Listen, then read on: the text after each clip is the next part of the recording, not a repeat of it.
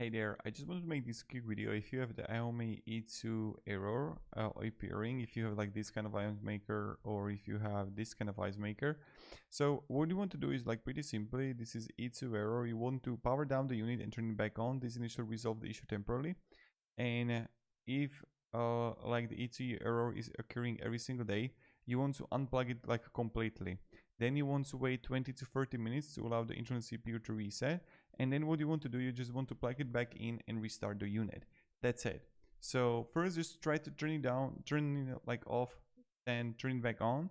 Primarily the E2 should like disappear, but if it's not working, what you want to do, you just want to unplug the ice maker completely, wait for 20-30 minutes to allow the internal CPU to reset and plug it back in, and it should work. I hope it's going to like actually work for you and fix the issue that you have. So thank you very much for watching and have a great day and goodbye.